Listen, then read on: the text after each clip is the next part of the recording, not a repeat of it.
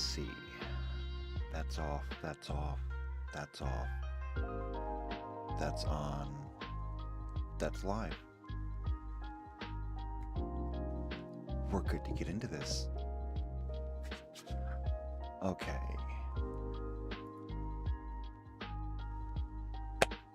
Hello! Shadowcat back with more Babylon 5. Or at least what's going to be Babylon 5 for Starfinder once it gets all done. And today's going to be special. Today's going to be very special. See, normally I have a pretty strict rule when it comes to doing these because, like, this is my hobby, okay? This is what I like to do in my free time. I build games. I would like to play the games even more. However, finding players with matching schedules, that's challenging. So I do that when I can, and then I build games when I can't.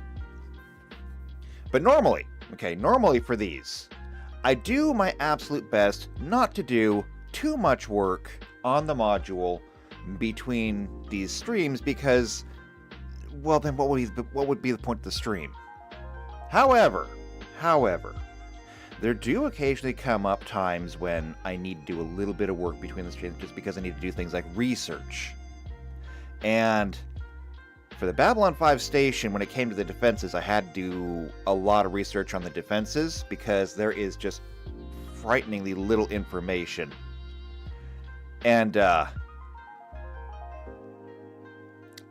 didn't so much as go down a rabbit hole, as in I dropped a nuke down the rabbit hole and blew it into a crater and built something incredible in its stead.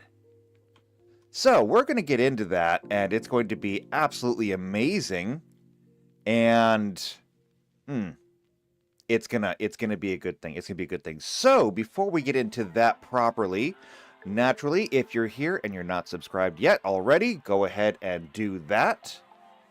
If you know somebody who's also into either Pathfinder or Starfinder, or if they're into Babylon 5, which it's a bit older, but still, best series, best sci-fi series on television.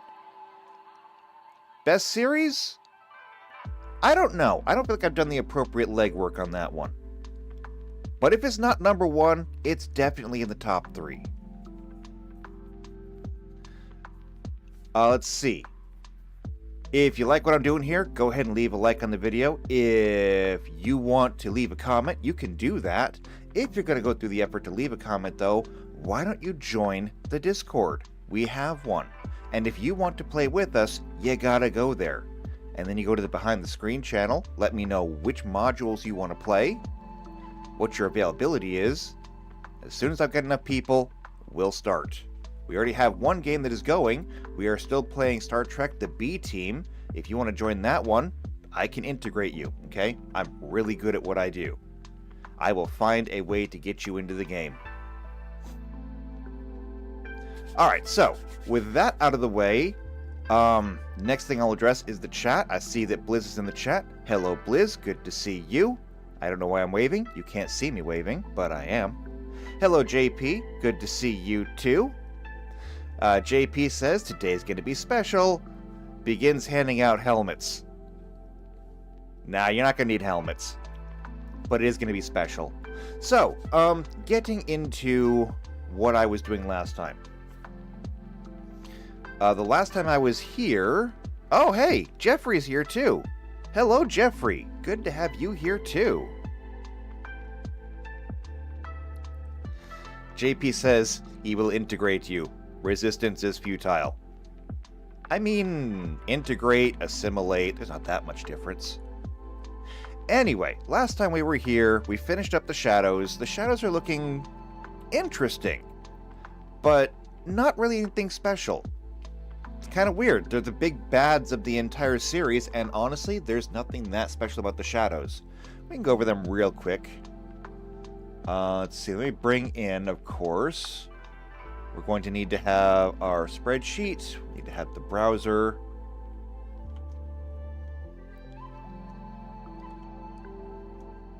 We can go over the shadows real quick.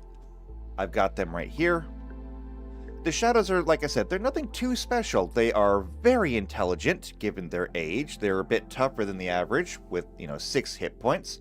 Other than that, though, they are capable of turning themselves invisible whenever they want, at any time. That's about it. Now, that alone is worth a 2-level adjustment, as I determined, because at-will invisibility, you literally never have to engage with anything unless you want to. That is so ridiculously overpowered that it shouldn't be allowed. That gives them such an edge. So, we did that, and then afterwards we started on the Babylon 5 station. Now, the Babylon 5 station I made into a super colossal base ship, and it seemed okay at first. Per the rules that I found, and we'll go over those real quick. Of course, we spent a lot of time going over the actual Babylon 5 page, and it's got a little bit of a stat sheet here. Obviously, it's Earth Force, it's Earth Alliance. We know roughly where it is, we know what it does, we know what type of station it is. Not that it really matters for us, but it is. And JP says, want to play a shadow and name it Peter Pan. I think I'm missing the joke there. Could Peter Pan turn invisible? I thought he could just fly. It's been so long since I've seen the movie or read the book. I don't remember now. Could he turn invisible? I really don't know. I'll have to look that up later, because now I'm curious. Bliz says yes. I've completely forgotten. Anyway, we have a general length, and that's fine. This says it is roughly 8.06 kilometers. In the show, they say that the Babylon 5 is roughly 5 miles long, which actually is going to be very interesting for us. Because, I don't have this set up properly at the moment. And then I closed it. I guess I'm not going to be using Roll20 today. Oops. Anyway. Starfinder is played on a hex grid. And the thing about Starfinder and distances is that the hexes are abstractions. So when you put a token on a normal grid, every square is considered to be 5 feet. And that 5 feet is your token plus the area in which you have to move around. Okay, it is not, your token does not occupy the entire 5-foot square. Unless you're a tiny cube. Not a full gelatinous cube, just like a quarter of a gelatinous cube.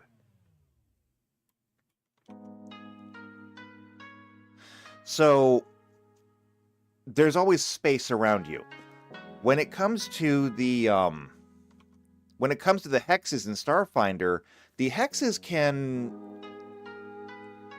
they're abstractions. They can be whatever you want them to be.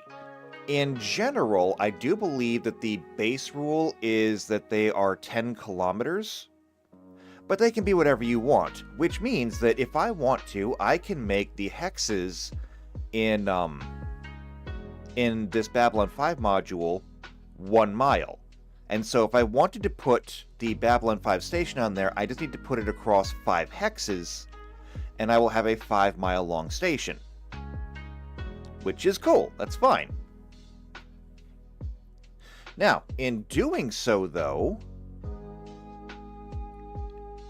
Well, I guess I'll just get into this. I was looking at the weapons, the arms, and there's nothing really on here about what weapons it has, so I had to go looking. It just says on here it's got a defense grid. And if we look at defense grid, it tells us literally nothing about it. So I went and did some looking. And I found this page. Oh, hold on a second. What were we saying, JP? Or play Shadow and name it Dracula? Okay, that's fine. Also, Peter Pan's shadow was his second self and could send it off on tasks like an unseen servant. Now that I do remember. Mostly because I recall that his shadow didn't really like him that much, and it always wanted to get free. He had to sew it back to himself. That's fair. Yeah, you could play a shadow and name it Peter Pan, sure. It's going to change the game a lot. I guess, I mean, technically, if you're going to play the shadow, somebody else has to play Peter Pan. Right? Think about it. Anyway, I was looking for information on the Babylon 5 defenses, and this is literally the best that I could get. And this is the technical manual that somebody put up online. And it doesn't have much. So we know that it's an O'Neill cylinder. And by the way, what is an O'Neill cylinder? When you look at space stations, and this is getting off into like actual sci-fi. An O'Neill cylinder is just the name for a space habitat. It is a cylinder, as the name implies, and the living space is on the inside of the cylinder. Along the center of the cylinder, you run a light core, which provides sunlight for the entire inside of the cylinder. And you can turn the light on and off to simulate a day-night cycle. And since it is essentially one giant sun lamp, you can turn the inside of the cylinder into agricultural space and actually simulate an environment. You're essentially turning a space station into a terrarium. You can have water features, you can have agricultural land, you can have living space. And from the outside, it looks like a tin can. From the inside, it should look like the surface of any, suburban community.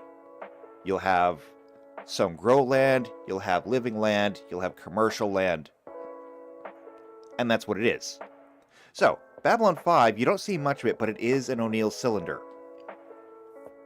Again, it gives us the length of the station, everything else. It does tell us how many crew it has, how many troops it has, which is something the other page didn't have. However, we get down here to the weapons. It has twin particle arrays, a particle laser cannon, pulse cannons, and plasma cannons. And JP is already making plans. Jeffrey can now be Peter, and Blizz is going to be Wendy. Alright, I guess that just means we need a Thomas now. I believe Thomas was the older one, and who was the younger one? Now I don't remember. Who are the boys? It's been so long. I gotta watch the movie again, at least. I gotta watch the movie again. I'm sure I can track it down somewhere. But okay, anyway, looking at the weapons, it just tells us that it has the twin particle arrays, particle laser cannon, pulse cannons, and plasma cannons, but it says absolutely nothing about them. Which means that I'm going to have to just kind of create these things. Now, fortunately, any good GM knows that when it comes to creating weapons, it's usually, well, weapons, spells, whatever you want, it's usually best to simply use what you've already got, which is fine. I can do that. So, we know that Babylon 5 primarily has point defense. Okay? It can use them offensively, but it primarily has point defense. And so, we go and we look at weapons. Now, there is a special weapon property called Point. And here we go. So we have a flak thrower that is a point defense weapon, and just to get into this, Point, a weapon with this special property is always short range. That's important. Keep that in mind. It is always short range and can't be fired against targets that are outside the first range increment. If a tracking weapon would hit a ship in that arc that contains a weapon with the Point special property, the gunner of the targeted starship can attempt an immediate gunnery check with the Point weapon against the incoming tracking projectile using the bonus listed in parentheses in the weapon special entry. The DC for this gunnery check is equal to 10 plus the tracking weapon's speed. If the attack hits, the tracking weapon is destroyed before it can damage the ship. A point weapon can be used to attempt only one such free gunnery check each round, and the usage potentially allows the point weapon to be fired twice in a single round. So, when we are looking at weapons, like I said, tracking weapons, not really the biggest thing. However, when we look at tracking weapons down here, we can see that we have their speed in this column. So this anti-magic missile, not that we're using it because it's magic, but it's got a speed of 10. The high explosive missile has a speed of 12. And, light support torpedo, 14. The fastest one would be the magic torpedo at 18. So it's 10 plus the speed, which means that a lot of these are going to be something like a DC 24. And the flak thrower up here, if I can find it again, here it is right here, is a point plus 8. So that means that you'd be rolling a 1d20 plus 8 versus a DC 24. And that would allow it to stop the missile. However, that's going to work equally well against things like fighters.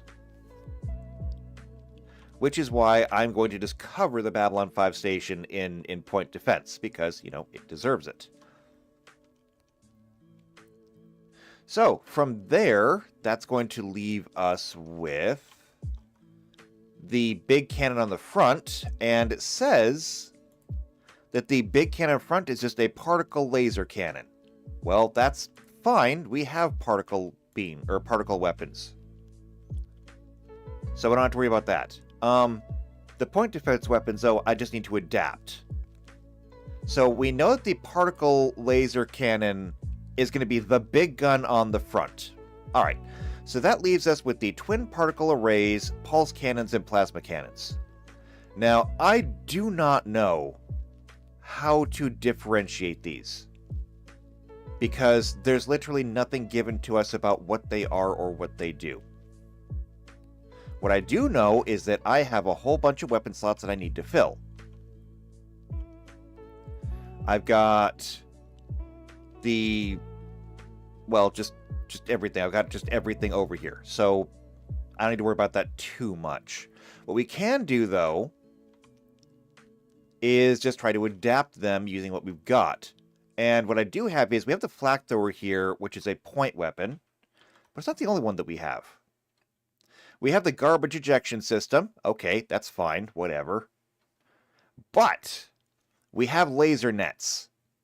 Now, laser nets do pretty much exactly what you'd think. They fire a grid of lasers and try to intercept whatever's coming in.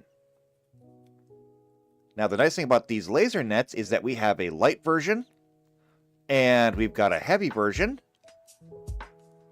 and that's about it. We have a light version and a heavy version. But that's all we really need. I can adapt one of these to being a light gun, and I can have one of them be a heavy gun.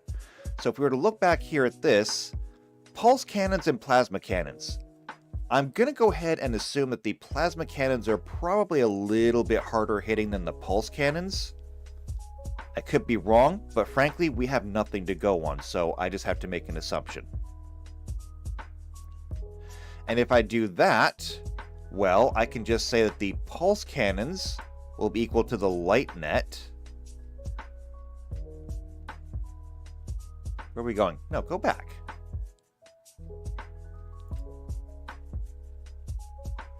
Go back.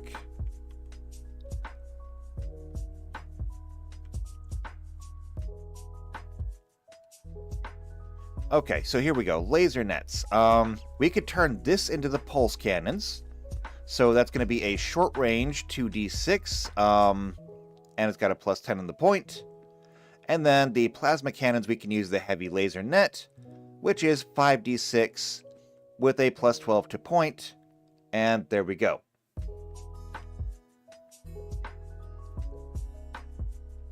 Let's see. JP says, we have a weapons port to fill. Does that mean fill is the ammunition? Well, they have airlocks, and I suppose that means that you can throw as many fills out the airlock as you want to. Alright, so we've got our weapons, essentially. We're going to use the heavy laser nets, and because of this, they're going to just... It's going to be... It'll be easy. We don't have to do anything. But, while I was working with ChatGPT on this one, you know, if you throw enough monkeys in a room with typewriters and give them long enough, supposedly they will print out Shakespeare, and every once in a while, ChatGPT does something that is absolutely brilliant. So, trying to figure out how to do this, ChatGPT kept chastising me. Yes, it was getting uppity. It kept chastising me because using a base ship for the Babylon 5 station is actually a little on the lower end of, you know, things like HP, because this giant space station has 450 hit points for this 5-mile long space habitat. And so the AI gave me a brilliant idea. It said, why don't you just make a whole bunch of base stations and plug them in together? And I could only channel my inner Rick Sanchez and just said, you son of a bitch, I'm in. Because it's brilliant. It is absolutely a brilliant idea. So, what I did instead is I kind of scrapped everything that I was doing here. We've got the base station here, we have the general idea, but what if we were to make it bigger? And instead of shoving like everything in here, that's I got something better. So, I started a new spreadsheet, and I sat down and I started making it a series of different modules. And why would I do that? Well, let's think about this. When we come back here to the Babylon 5 page, and we come down here to look at the actual sector layout, it is laid out into several very clearly defined sectors. We have blue sector. It is the forward segment of the rotating section. It extends several kilometers after the red sector, houses the maintenance and operations control centers, docking bays, customs, embarkation, the observation dome, the Cobra bays, CNC, as well as quarters for station personnel. Access to blue sector was mostly restricted. Then we have the red sector. Red sector is the largest of the station's rotating sections, served as the station's commercial area. Businesses such as hotels, casinos, bars, restaurants, and the Zocalo. Conference areas can be found here. Med lab, security headquarters, and the judiciary are also located in red sector.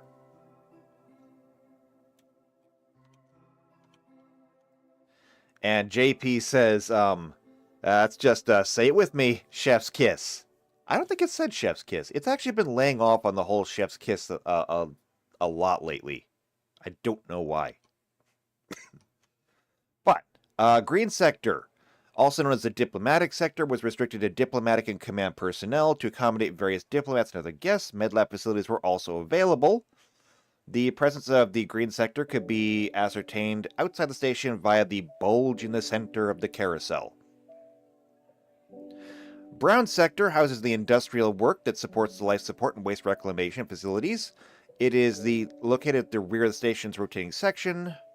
It's located after green and 4 of gray, originally intended to be a secondary commercial area, but unfinished. Gray sector is the furthest of the carousel aft. It is atmospheric monitoring. The Alpha Power Station, fabrication, furnaces, and maintenance facilities can be found here. And the sector's 30 levels. Gray sector's structure was incomplete due to budgetary restrictions. Let's see, and then there's yellow. Yellow sector is the largest segment. It consists of all these 0G gravity sections of the station. The main body was the spinal cargo facility, which managed the 0G cargo transfers. So, we know what all the different parts are. So what if we made each one of those individual parts its own space station, and just connected them together, which is exactly what I did. This is the new Babylon 5 station. And I think it looks really cool.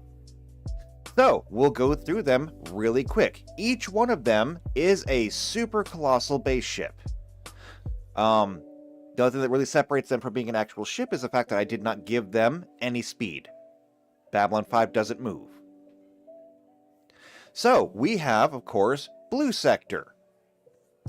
It says that Blue Sector is really just home for all the command staff, so there's no passengers here. It has the same stats as everything else. However, since every single section of the station now has its own hit points, the Babylon 5 station now has 450 hit points times 6. So 450 times 2 is 9, times 3 is going to be 2,700 hit points. And that is going to make taking down this station an absolutely colossal endeavor, but it's also fitting for the titular station and a major landmark. I mean, Babylon 5 is large even by other species space station standards. So, all of this remains the same, and then we get into the actual weapons. So, remember that it has a particle laser cannon. Well, I just borrowed a particle beam, a capital particle beam, and I renamed it. So it's now a particle laser cannon, and that means it's going to do 3d6 times 10 damage, and it's going to be a medium-range weapon, which is good, because we know that it gets used offensively against other ships. But what about everything else? Well, let's keep in mind that this station is just absolutely brimming with point defense. It is a defensive station, which means all those heavy mounts are going to be plasma cannons, which are going to be just heavy laser nets. So they're all going to be short range, and because they are point weapons, they cannot fire beyond short range. 5d6. And if you notice, it is just a ton of point defense weapons. Until we get down to the actual turrets that run along the spine. And this can be the ventral spine, this can be the dorsal spine, either way. But running along the spine, these are all going to be pulse cannons, which are light laser nets. Short range, 2d6, point 10. So anything that gets close up to the station will be facing an absolute onslaught. Now, the gray areas are blocked off. Why? Well, let's see what they are. For red sector, it has no forward and no aft. Why? Because the forward and aft sections are plugged into blue and green, respectively. So you can't put anything there. There's nothing there. It's just smushed together. So, it has plasma cannons wrapped around the station on all sides. And that is a lot of cannons that all do a lot of damage. If you enter into any part of the arc, you are going to be in range of just, like, I don't know, 20 or so plasma cannons. Not good for you. I wouldn't do it. But because they are short range and because they are point weapons, they can't fire beyond that. Which means, as long as you stay out of range of them, you literally can't be hurt either. And that's just the way it is. I mean, I didn't write the rules. I could rewrite the rules, but I'm not going to.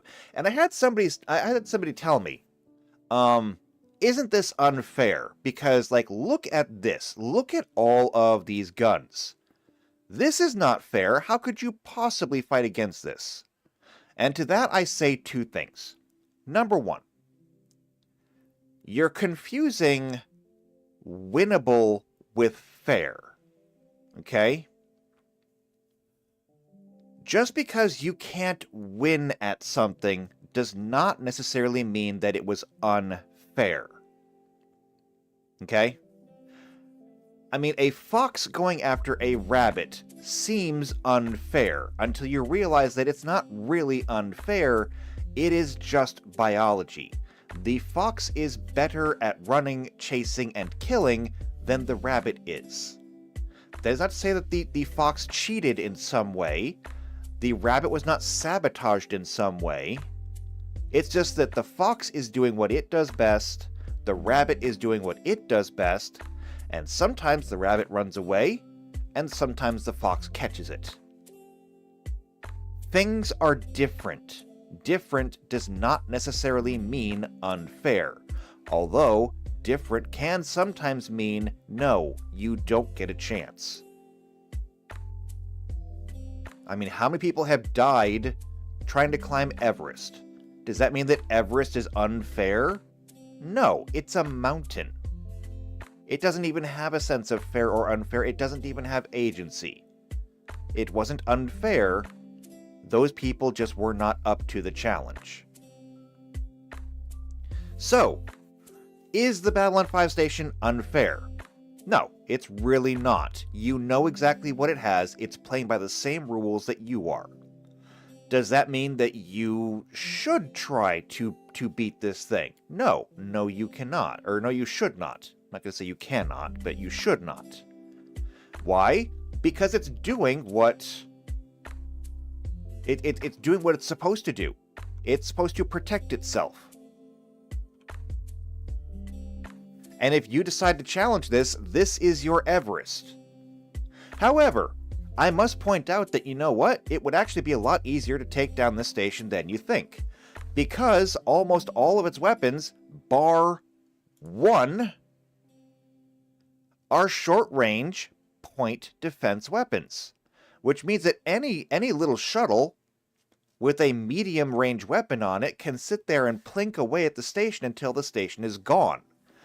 And they know this, which is why the Babylon 5 station has Star Furies. They have to have Star Furies because, I mean, otherwise they'd be screwed. So if somebody wants to sit outside of the point defense range, you throw fighters at it. Now, interestingly, because of the way this is designed, now we can also assign the expansion bays to each of these sections. So, blue sector, it is the docking bays, it's the fighter wings, like all the Cobra bays are located in blue sector. I had to do a lot of work on that one to figure out exactly where they were, but they are in blue sector.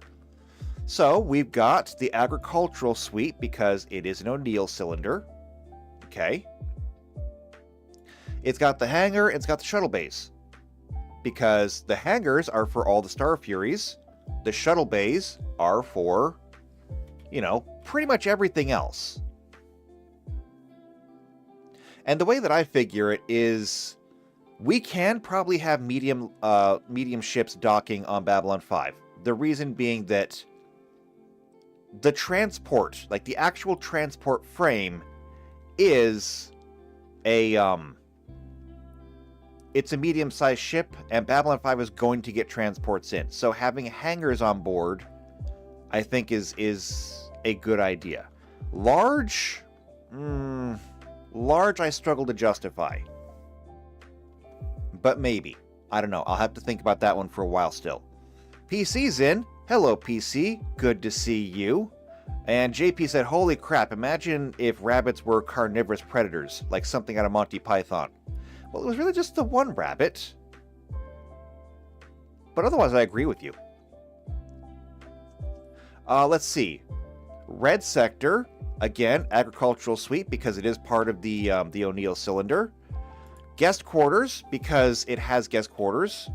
And when we look at this, guest quarters is kind of a catch-all term here. So if I come down here to G guest quarters. So when it says guest quarters, a starship that functions as a passenger vessel requires spaces apart from their crew quarters for guests to sleep. A single expansion bay can be converted into common quarters, usually simple bunks or hammocks for 6 passengers. Good quarters, usually a comfortable bed, desk with a chair, or a small set of drawers for 4 passengers. Or luxurious quarters, a large bed, wardrobe, couch, desk with a nice chair, and a private washroom for 2. And, oh, Alden's here. Hello, Alden. Alden says, just popping in to see what's up. Never heard of Babylon 5 before. Okay, well, since you're here, let me give you just the very, very quick overview. Babylon 5 is a sci-fi series that was on TV about 2 decades ago. It takes place roughly 250 years in the future, when humanity has taken to the stars and met multiple different alien species. It is a largely political sci-fi drama that details the interactions with humanity and every single other species as they all try to just survive and get along in the universe. It is famous for being exceptionally well grounded at the time. It was the Expanse before the Expanse was a thing. It had humor, it had drama, it had action, and it was notable for having exceptionally deep characters with exceptional continuity. There were things that happened in Season 1 that did not pay off until Season 4. Which is something that almost no other show at the time had done.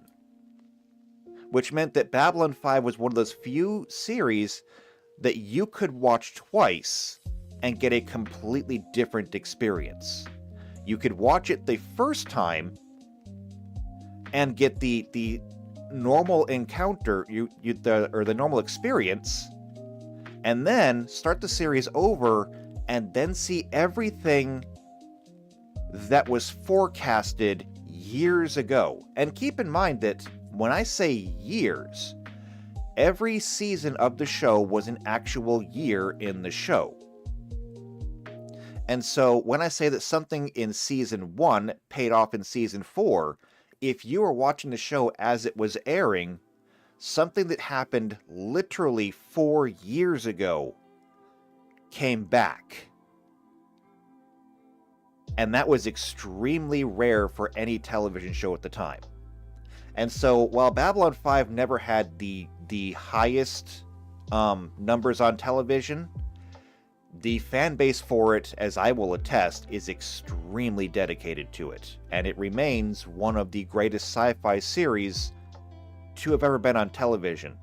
If you were to poll people, Babylon 5 will always be in the top 10, usually in the top 5.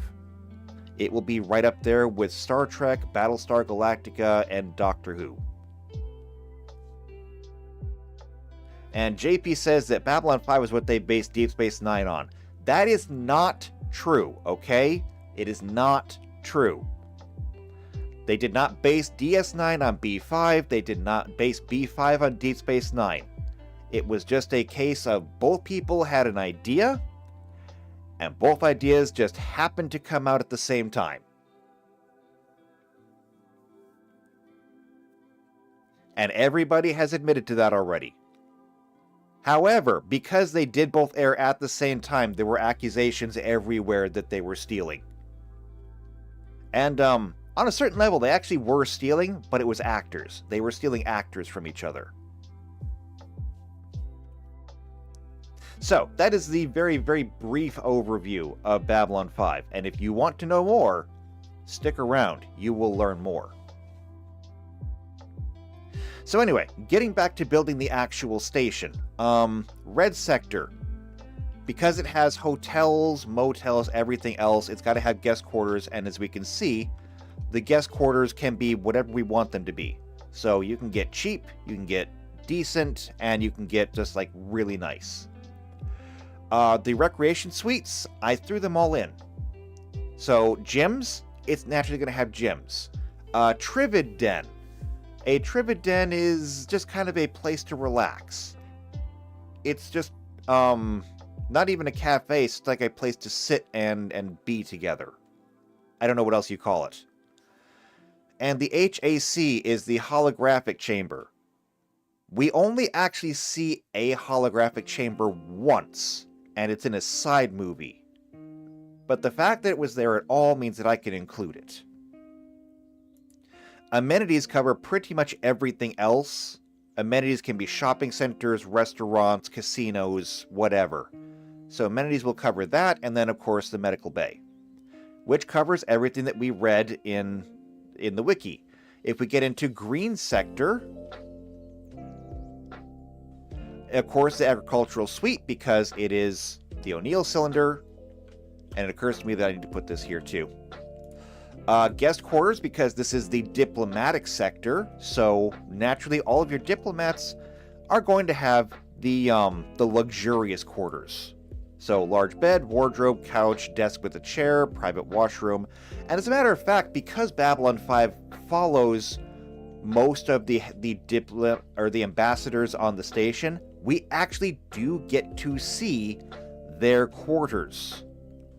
And their quarters are actually even more luxurious than this, because almost every single quarters that we see also has a separate room for the bedroom. It's basically a one-bedroom apartment. Okay, if I had to make it very succinct, every ambassador has a one-bedroom apartment.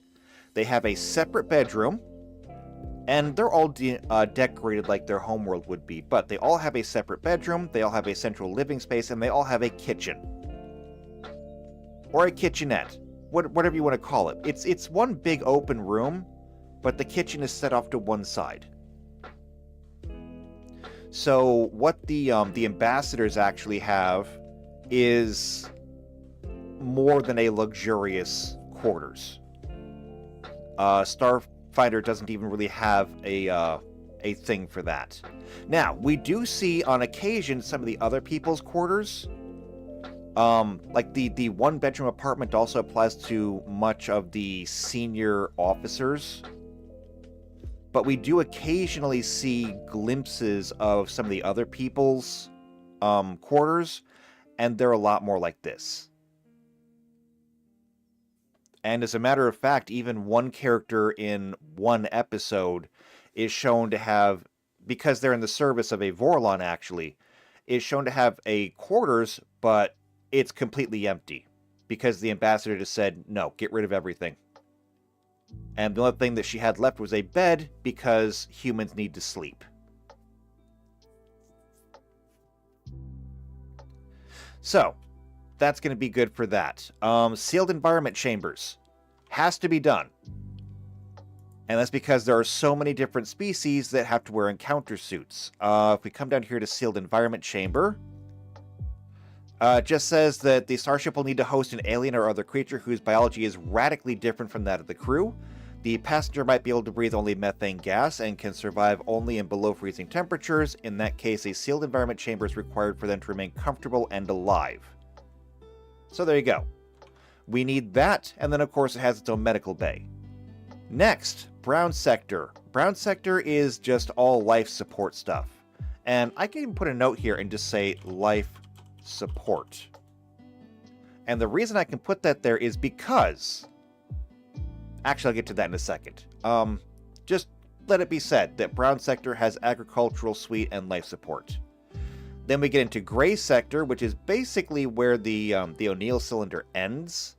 This has a lot of the tech workshops and all the industrial stuff, and then of course yellow sector is the power core housings. Now, why do I have it set up like this?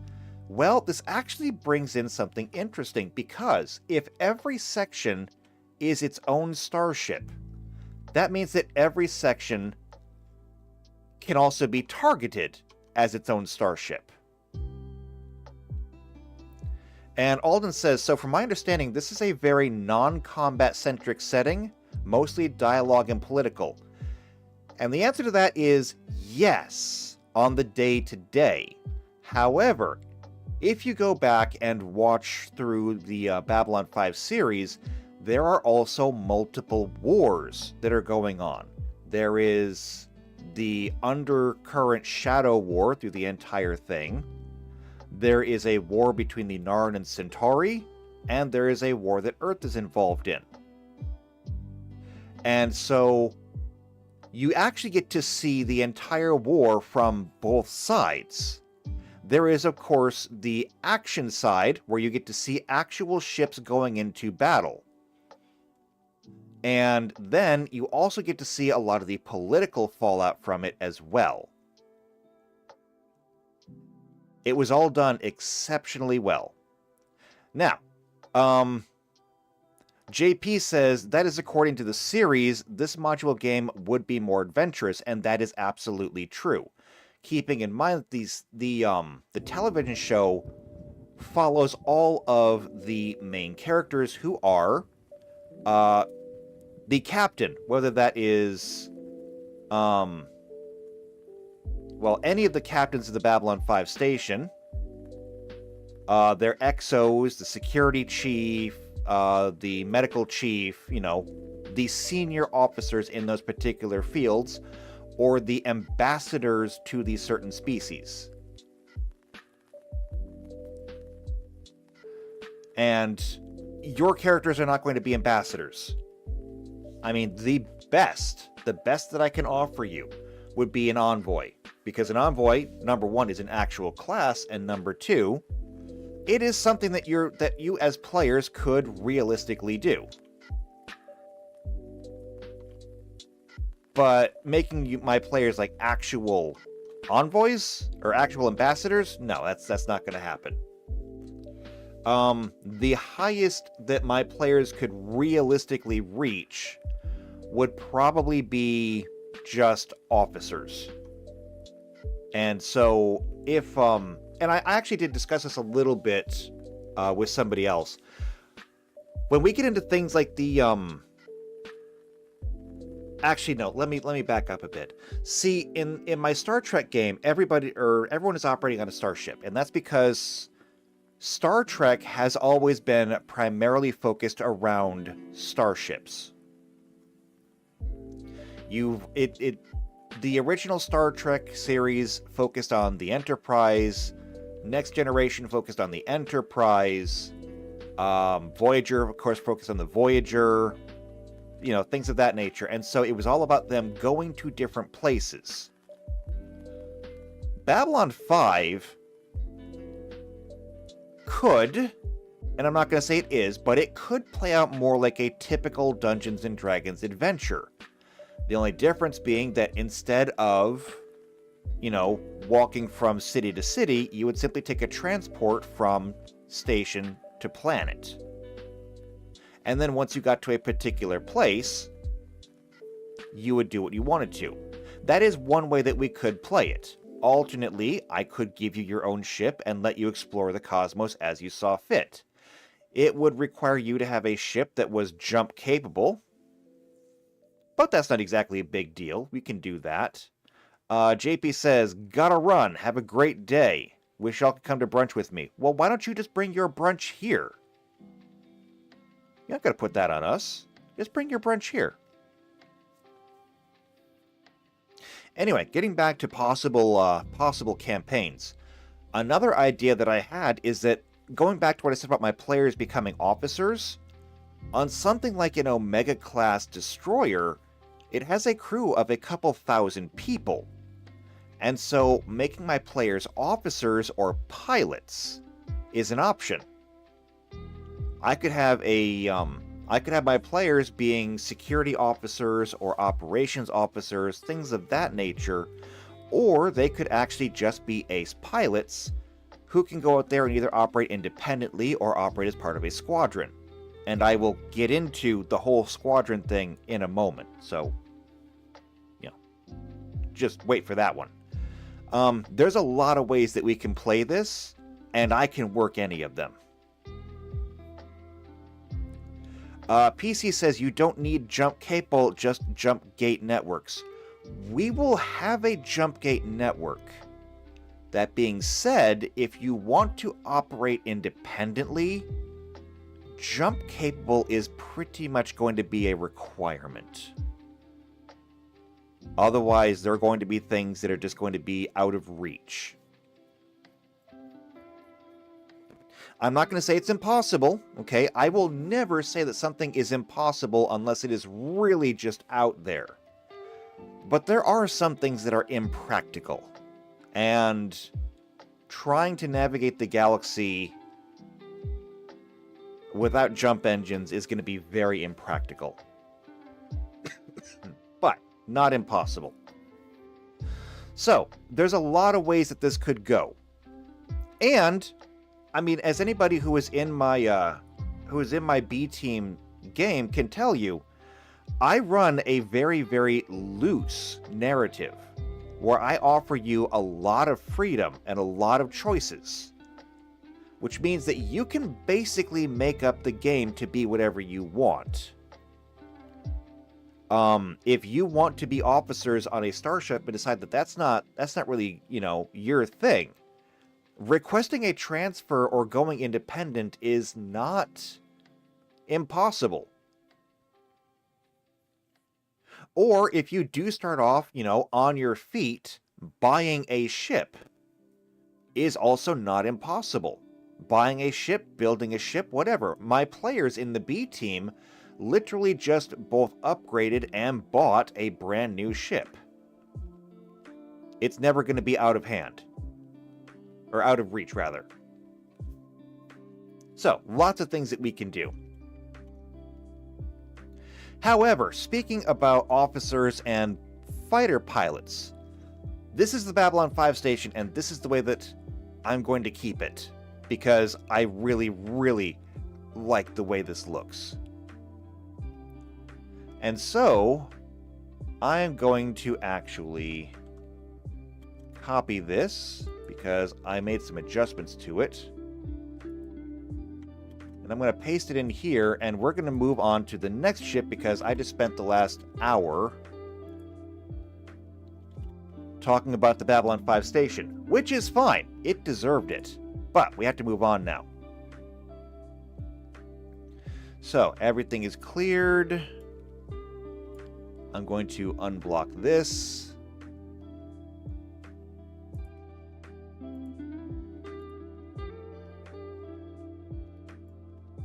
Oh, my line's back.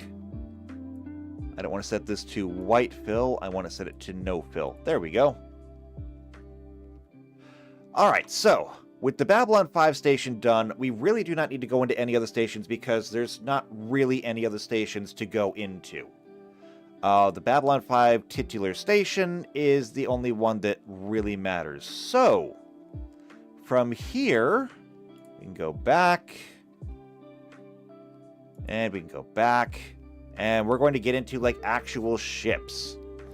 And there's a lot of them to get into, but we basically already determined that we're only going to do ships that actually have some kind of stats to them.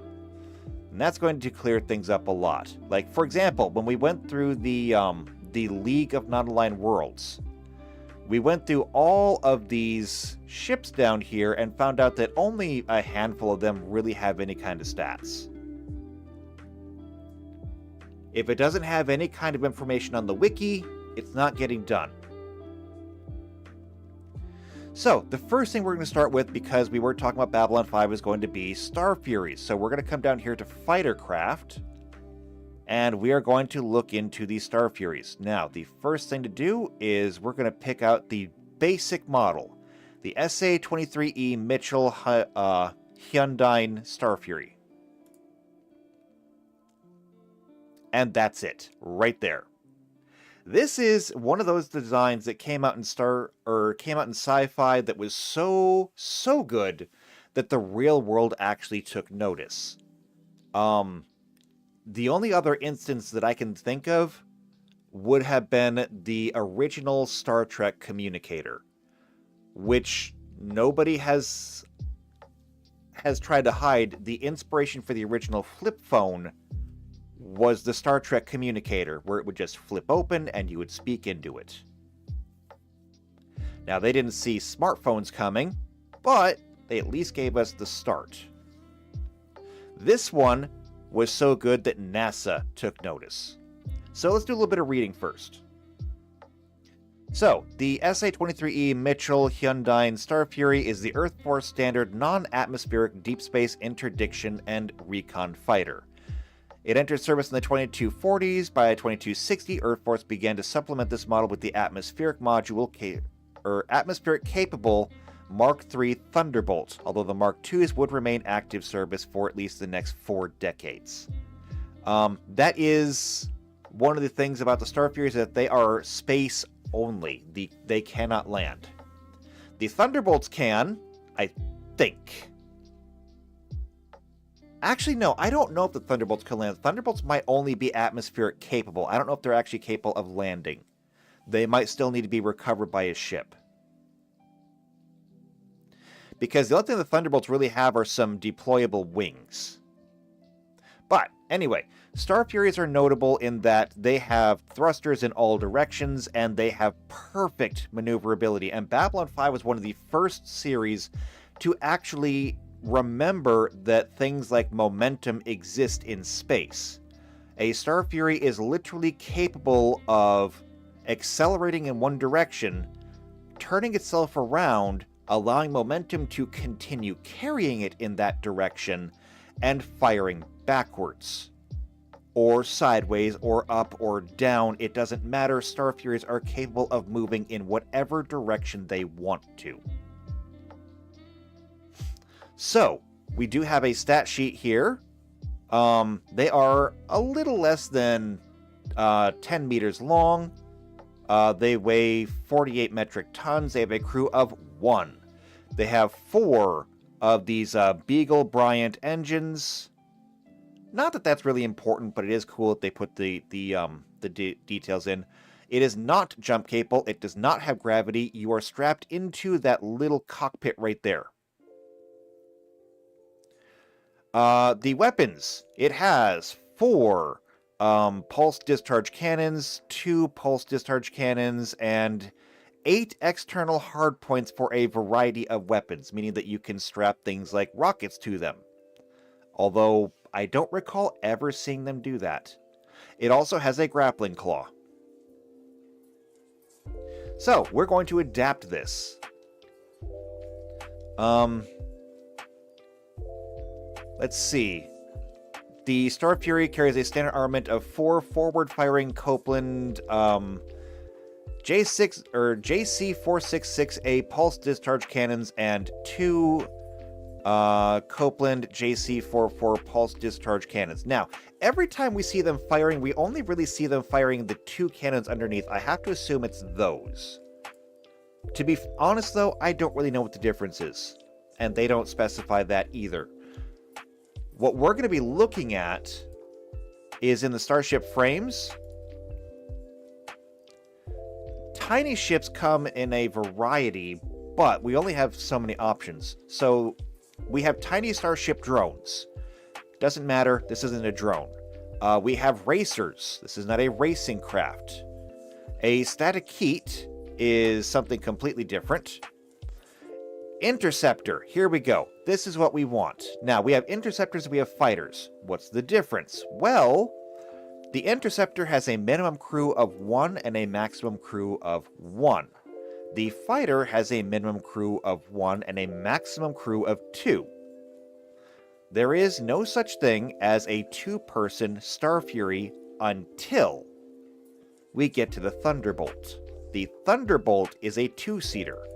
The actual Star Fury is a 1. So, we're going to be building an interceptor. And we'll go ahead and we'll start filling this in right now. So, name, I'm just going to put up here, Star Fury. The crew is just going to be 1, because it is 1 person. The size is going to be tiny. The frame is going to be an interceptor. Maneuverability is perfect, which is a +2 bonus. The turn rate is 0. They can literally turn on the spot. They do not have to be moving. And that's going to be important later. Now, thruster speed, By default, I don't know exactly what it's going to be, but we'll get into that. It has 30 hit points. So I will just put this down here. 30 hit points. Armor class is automatically a 12, just due to its maneuverability. The damage threshold, it doesn't have one. And the critical threshold is 6. That means that if you do 6 damage to it, it automatically inflicts critical damage, which is right here. If you inflict critical damage, you roll a d100, and you do critical damage to one of those systems. And already, I mean, there are no shields. Babylon 5 doesn't have shields.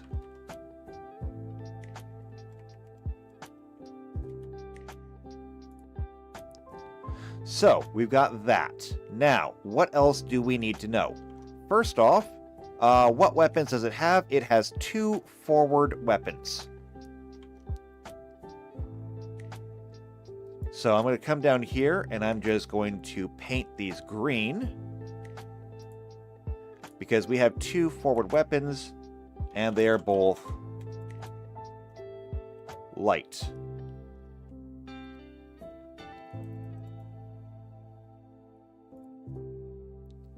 So, let's build ourselves a Star Fury.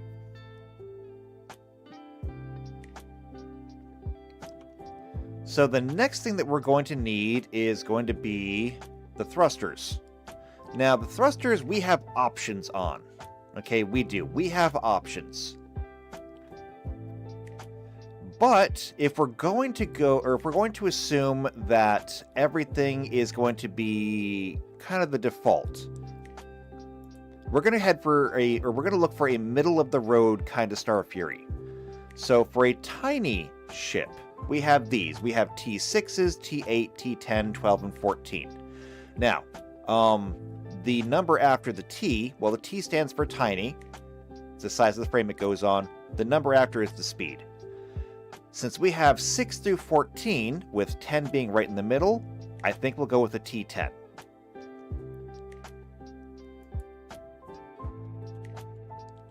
So thrusters are T10s, and that means that they're not going to get a bonus from it, but that's fine.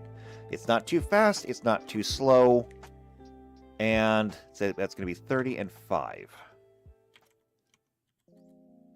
These columns are going to be the PCU and the build points. We need the build points because we got to know exactly how good you have to be to actually fly this thing. Which reminds me, how many build points is an interceptor? An interceptor is 6 build points. The Babylon 5 station we didn't need to keep track of because that's going to be basically just a level 20 station. I mean, there's no way it could be anything less than that. This, however, has the potential to actually be used. And it does mean that depending on how many are, or what tier this is, players might actually have to work their way up to becoming a Star Fury pilot, which I think is a very interesting idea. I could have players begin as, pilots in training who then have to level up to becoming an actual pilot. I think it's a very interesting idea. Okay, after that, we're going to need to have a power core. Now, a power core really only needs to be just enough to power everything that it's got going on. We might leave this until later. I think we'll leave this until later. That way we can adjust what core it gets based on how much power it actually requires. So we'll skip that. Armor. Star Furies don't have armor. They just don't. Okay? They are essentially the equivalent of a fighter jet. Fighter jets don't have armor. Fighter jets have redundancies in case they get shot. Sometimes. But they don't have armor. And that's going to apply to ablative armor as well. Does it have a jump engine? The answer is no. It does not have a jump engine, so we can skip that entirely.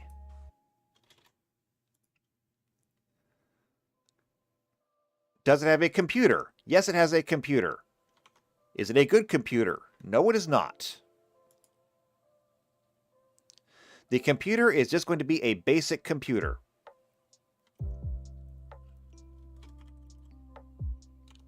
And because it is a basic computer, it does not use any power, nor does it use any build points. Does it have any countermeasures? No, it does not. Does it have any sensors? Yes, it does. They are not good sensors, but it has sensors. I would even go so far as to say they are basically cut rate sensors. It has essentially just navigational sensors. It is enough to see what is outside of you, and that's about it. So it has no PCU cost, and it is 1 build point. Now, expansions? It does not have any expansion base.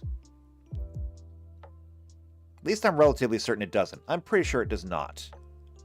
Looking back, no, it does not have any expansion base. However, we're going to cheat. Okay? It does not have any expansion bays, but it has an expansion bay. I know, right? It does have an expansion bay, and I'm going to show you. So, getting back here to look. So it has those. It has hard points for missiles or slug tanks. It's powered by a fusion reaction system, has thrusters on both the forward and rear along with stabilizers, a retractable grappling claw, we'll get to that. It is highly maneuverable, unmatched among the younger races, even the Minbari acknowledging that in this one area they are outclassed. The ability to spin 180 degrees in under a second. They are also the only fighter craft capable of flying backwards at nearly the same speed they can fly forward. Because of its maneuverability, the cockpit is located in the center of the craft, thereby minimizing any stress and disorientation for the pilot from high G turns. Combined with the heavy weapon load, the Star Fury is one of the most impressive of the younger race's fighter craft, able to outmatch most comparable alien fighters. The Minbari Nile-class fighter is a notable exception. While outclassed in raw maneuverability, it is superior in all other areas, a fact driven painfully home during the Earth-Minbari War. Ingress for the pilot is through a dorsal pressure hatch, usually accessible via a gantry while the Star Fury is docked. Once the pilot is strapped in upright, once inside, the pilot is strapped in an upright, bent-legged position, and as a rule wears a full pressure suit to safeguard against cockpit breaches. Now, this is important. The entire cockpit acts as an escape pod that can be ejected during combat, potentially saving a stricken pilot from the craft's destruction and enabling them to be retrieved later by a rescue and recovery craft. And all this says, gonna bounce. It's late for me. Have fun. Well, I'm glad that you came. It was good to see you back here again. So hopefully I get to see you again here sometime soon too. Until then, though, take care. So, the entire cockpit acts as an escape pod, which means that when we come back here to expansion bays, even though it does not come with one, it's going to get a free one anyway. Now, according to this, escape pods give the crew of a severely damaged or destroyed starship a way to avoid imminent death. An escape pod fits one medium or smaller creature and has enough supplies and life support capacity for that creature to survive for 7 days. It can also be fitted with a distress beacon that is easily identified by long-range scanners. A pod has heat shields that allow it to crash land on a planet with an atmosphere, but no means of propulsion. A single expansion bay can be converted into 6 escape pods. So, guess what? It's getting an escape pod.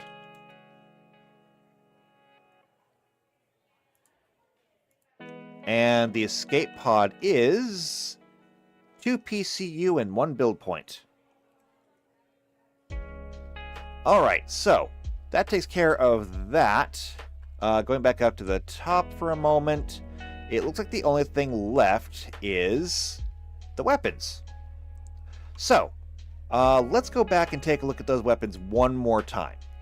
It says specifically that both of them, whether it is the 4 forward-firing cannons or the 2 pulse cannons, they're all pulse discharge cannons. Now, I don't really have anything that resembles that in here. However, being pulse cannons, we know that they're going to be energy cannons of some kind, which means that they are probably going to be some kind of plasma cannon. Which is fine. I can work with that, because everything else is a plasma weapon of some kind. A PPG is a pulsed plasma gun. So it seems like plasma is just the way everything goes. So if we look for plasma, we have a light plasma cannon. It is short range, does 2d12 damage.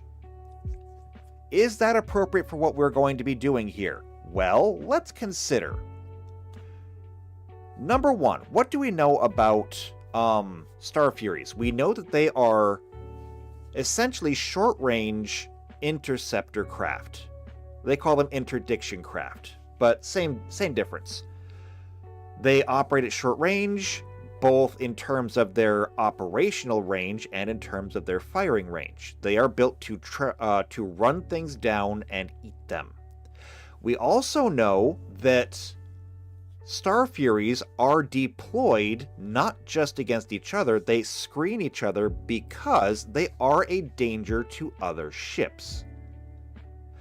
So we have to determine, is a Star Fury actually a danger to another ship? Now, in order to do this, we actually have to look at what does another ship look like.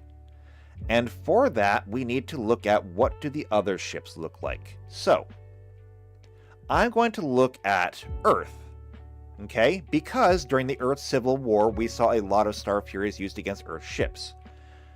An Omega-class destroyer. Now, this says that it is an Omega-class destroyer, but I'm not sure if we're actually going to make it a destroyer or not, and I'll explain why in a moment. I'm going to need... Well, actually, I'm just going to go ahead and duplicate this. I'm going to duplicate this tab because I'm going to need to go back to frames. We actually do have a destroyer, okay? A destroyer right here. It is a large vessel. Now, a destroyer has, by default, according to this, average maneuverability, which, you know, the Omega-class ships do seem to be able to turn relatively fast for something of that size. It has 2 heavy forward mounts, 1 port, 1 starboard, 1 aft, and 1 turret. They are meant to fight. It has 4 expansion bays, which I think is fine. We also know that an Omega-class destroyer has a hangar. So if we look here, the engines are 4 Beige Bryant 9000A particle thrust engines, which is cool, I guess. The crew is 250 to 1,000 plus officers and crew. I think that's far higher than this does. Yeah, this destroyer is minimum of 6 and maximum of 20. But, more importantly, weapons. 4 plasma pulse cannons, 6 laser batteries, it carries gigaton mines, and 12 pulse cannons plus missiles. Never seen them use them, but whatever. The laser batteries, it has 2 fore and 4 aft, so we've seen those before. It has a lot of weapons, and I may have to get a little bit creative when it comes to putting them on there. I mean, to just add extra hard points on it. But, point is that I can give it all these weapons. However, it carries 2 full squadrons of fighters, Star Furies or Thunderbolts. Now, I believe we established last time when we were looking at this page It says here that Babylon 5 has 48 Star Fury craft. Now, one of the things that JP pointed out is that could be just the Star Furies that are ready to deploy at a single moment's notice. After all, it takes time to reload. So, the Cobra Bays could be loaded with 48 Star Furies, and they could have another 48 Star Furies in storage, ready to be loaded as soon as the bays are empty. And, to his credit, JP is ex-Navy and worked on an actual aircraft carrier, so when he says that they always carry more aircraft, I tend to believe him.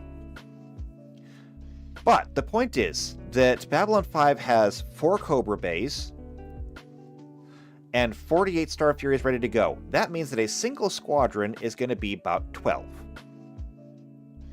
Alright, so if a squadron is 12, then that means that if the Omega-class destroyer has 2, it's got 24. So how many hangars do we need for that? Well, let's see, I need to go to expansion base again. And a single hangar is going to hold 8 tiny starships. So, 8 Star Furies. Which means that if we wanted to have 2 full squadrons and actually match the requirements for build points, we need to have 3 hangars. Babylon 5 needs to have 6. But Babylon 5 is a space station. It doesn't really care about build points and stuff like that. We need to have 3 of these. And since every single one takes 4, well, it's not going to work. So our Omega Destroyer cannot be a destroyer. That means that we're going to have to make it something bigger. Fortunately, we have bigger. We have carriers, which is pretty much, I think, what it's going to be regardless. Now, carrier is a gargantuan ship, which it has to be to hold the hangar anyway. It has 1 forward mount, which is capital, for 3 heavy, port and starboard, and 2 turrets. It has 10 expansion bays. At least 1 must be a hangar, obviously. At 10 expansion bays, it's not enough to hold 3, but we can always fudge the numbers a little bit and give them a couple extra expansion bays. Doing that usually knocks down the maneuverability of the ship, but it's a carrier, so it's already got poor maneuverability. Making it clumsy, not a big deal. But if we give it 3, that gives us the 3 hangars that we need for this. Now, why am I talking about this? Why is this even important? Because we need to establish what an Omega-class destroyer is before we can even ascertain whether or not a Star Fury is even a threat to it. So, we were just discussing that we could use these light plasma cannons for our Star Furies. They do 2d12.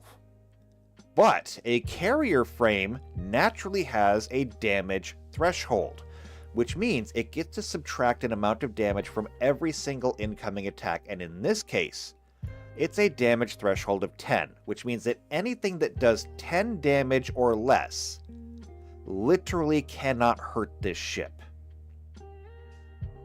Same thing with the Babylon 5 station. The Babylon 5 station has a damage threshold of 15. Anything that does 15 damage or less cannot hurt it. Well, if we're going to have Star Furies, they better be able to actually threaten something. So, can they? Going back to the Starship weapons here, the light plasma cannon is short range, which is fine, and does 2d12 damage. Since the average on a d12 is around the 7, that means that we're talking about an average damage of 14. Which means that on average, can a Star Fury threaten a carrier? Yes. Yes, it can. Can a Star Fury threaten the Babylon 5 station itself? Yes, but not on average. You would have to do above average damage to hurt the station, which makes sense. We're still managing to ground this, which is a good thing. So I think that light plasma cannons are the way to go. I will just go ahead and make a note down here. And I'm going to say that the, what were they called again? The pulse discharge cannon.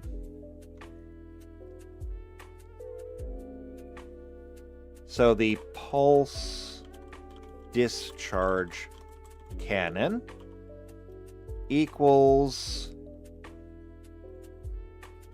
light plasma cannon. Okay, that way we can keep that straight. And we can come up here to the actual weapons and say light,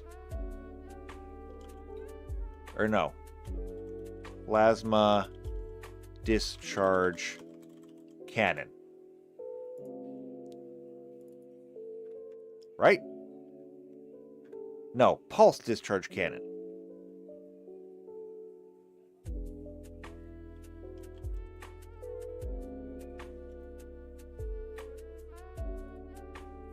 And then we'll just borrow the rest of the numbers.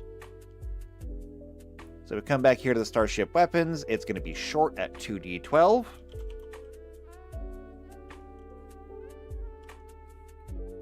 And there's literally nothing else special about it, which is fine. We don't need that. And that takes care of that. That is going to be 10 power and 12 build points. Still, though, this is coming out to be a pretty cheap fighter, which is good. We want it to be cheap. Now, the last weapon is actually going to be the grappler. So, grapple howser, that's a tractor beam, gravity cannon. Not the things that I'm looking for.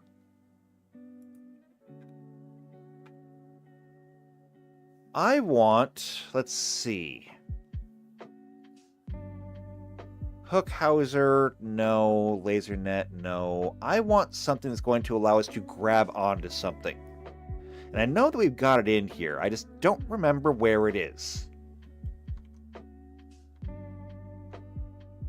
And Jeffrey says, who's still here? I'm still here.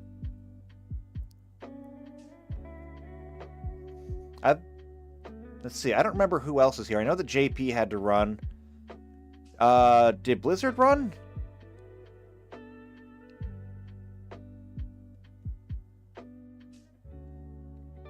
I don't remember if Blizzard ran. I don't think she did. I think Blizzard and PC are still here, as well as you.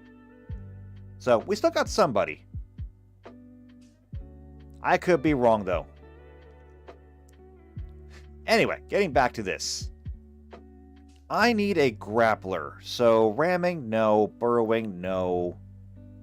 Oh, there's the rotary cannon again. That's a fan favorite. Let's see, scrambler, mystical, let's see, bugging, hacking, gravity well. I might have to actually... no, here we go. A light ship tether in melee. And it's got anchoring.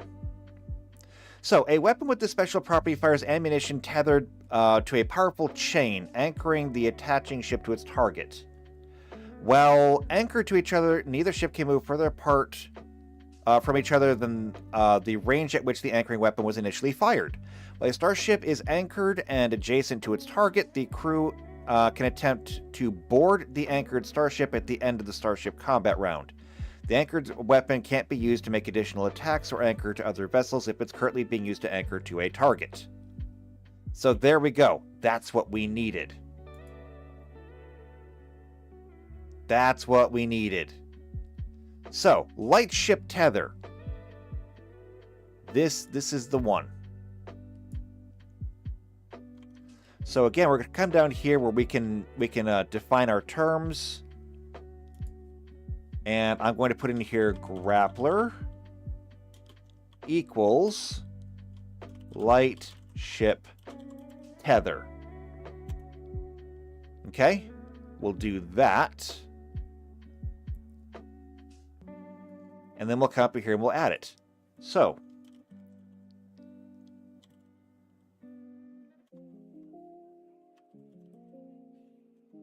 grappler. And the grappler does, it says it does 2d6 damage, which is kind of surprising, but sure. Melee,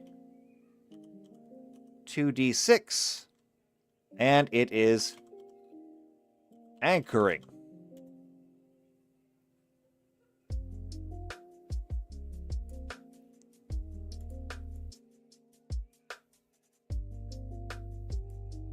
And I don't know why my text is coming out weird, but just set that to automatic. It is automatic. Why is one of them black and the rest of them are white? I have no idea. Alright, and that is 5 and 6. Okay, so let's start counting up numbers here then. So, build points. We've got 6 and 5 is 11. Plus 12 is 23, plus 6 is 29. Plus 1 and 1 is going to be 31.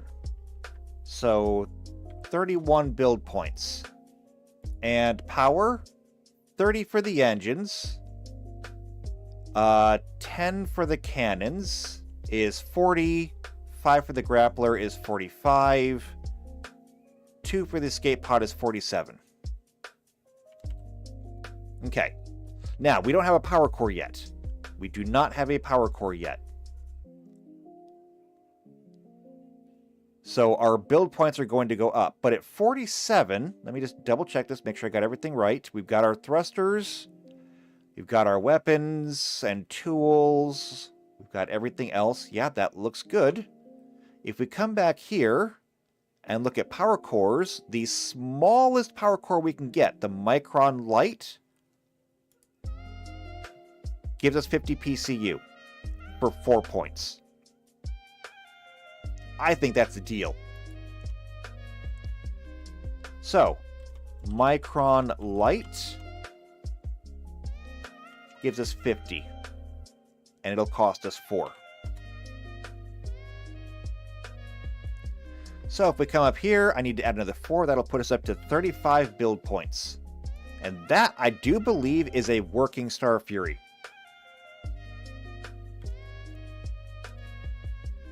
So, PCU minus warp core. We don't have warp cores.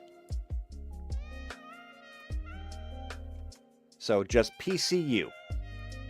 That's going to be 47, which means that this ship is almost maxed out on its power.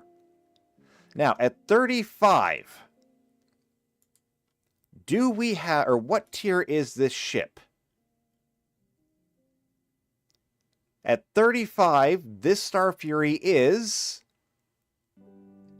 at tier 1/2.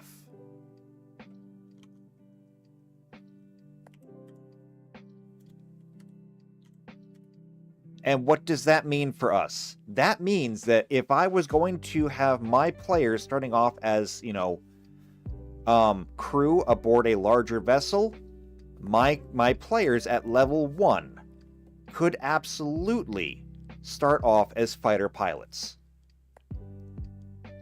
They would be able to hop into a Star Fury and go.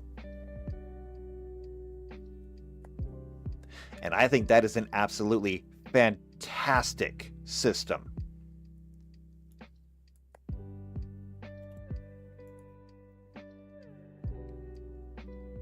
I'm excited for this. Now, as far as Star Furies in general, one of the things that we're going to have to deal with here, and I'm gonna have to detail it right here, is that Star Furies almost never act alone. There's a reason why they're sent out in squadrons. A single Star Fury is weak. Many Star Furies are dangerous. Again, when I referenced the Star Furies going after the Omega class destroyer. A single Star Fury is capable of doing damage to it. However, these pulse cannons, even if we maxed out the damage on them, they're going to do a maximum of 24 points of damage. The carrier is going to immediately take off 10, which means that they're going to max out at 14. It's the highest they can possibly do. Now, is that a problem for us? Well, no, not really. The carrier has 240 hit points, which means, if I pull up my calculator here, because I don't want to do the math, 240 divided by 14, which means it would take a minimum of 17 successful shots to actually bring down a carrier like that.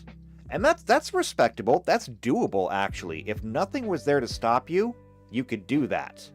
However, moves and counter moves. Okay, we'll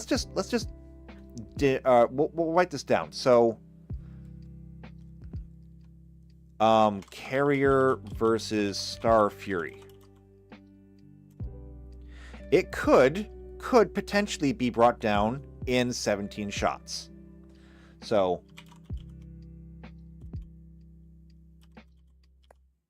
it could take 17. It could also take more. And so, how do we get by this? Because a single shot from the carrier can wipe out a Star Fury. Well, that's why we're going to send many Star Furies. In fact, we can send an entire squadron. A squadron... Well, okay. So a carrier can one-hit kill Star Fury. Star Fury can't do that, so we're going to have more Star Furies.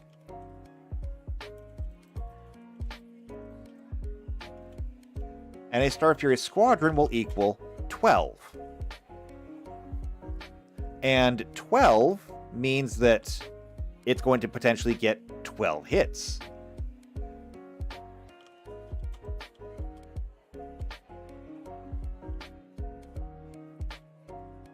"12 Furies" is 12 shots. Now, even if we assume that only half of them hit, which is, a big assumption because it's also a really big target, even if half of them hit, that is 6 shots, or 6 hits. If they did maximum damage, which they won't, but if they did maximum damage, then that could take the ship down in roughly 3 turns. But let's forget about this. It could take 17. But what if we went with that average? Okay, we already said that the average roll on a D12 is 7. 2 7s is 14, and we know that the average damage then to a carrier would be 4. Well, this is going to be a much bigger number. 240 divided by 4 is 60. And so, realistically,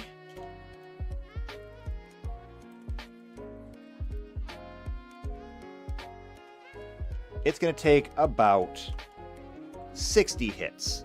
But again, a Fury squadron is 12. And so even if most of those shots hit, we could still see that this Omega class destroyer goes down in roughly 5 turns.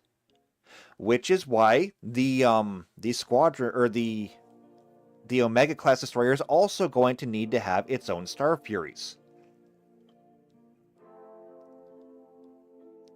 So we're going to have a lot of Star Furies on the board, which is why we're going to need to have Star Fury rules, or rather squadron rules, because anybody who has ever played a tabletop game before knows that combat is slow.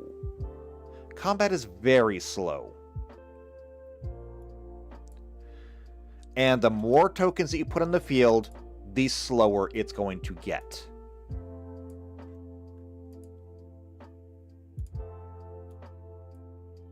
So what we're going to do is I'm going to copy this over here.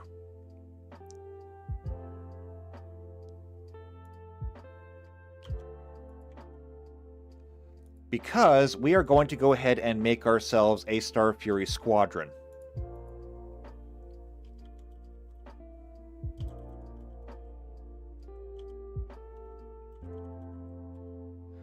Now, a lot of things are not going to change, and a lot of things are going to change. For example, the size of the squadron is not going to change. It is still going to be tiny.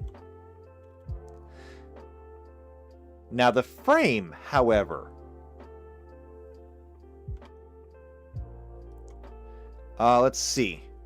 PC says, I still say their damage needs to be reduced by health, implying losing members of the squadron. We will get there. We'll get there.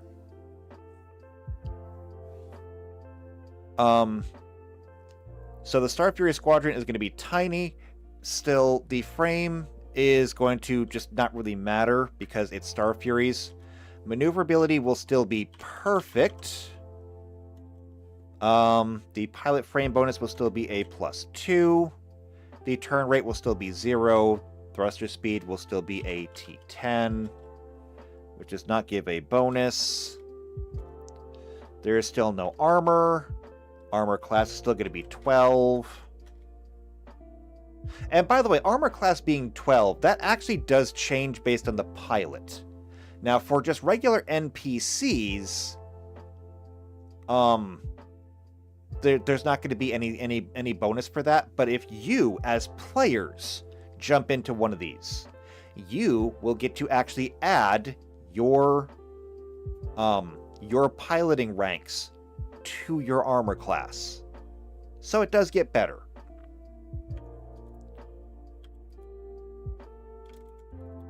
Alright, so all of that's going to stay the same. And for that matter, so does all of this.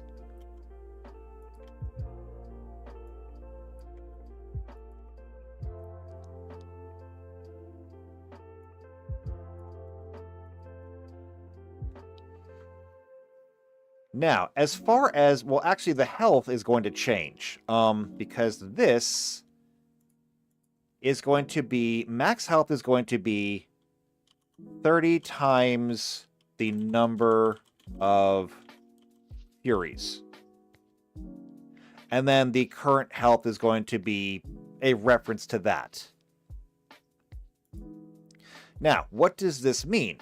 The gunnery is going to be whatever the gunner's using. However, we're going to have to actually write some additional rules down here.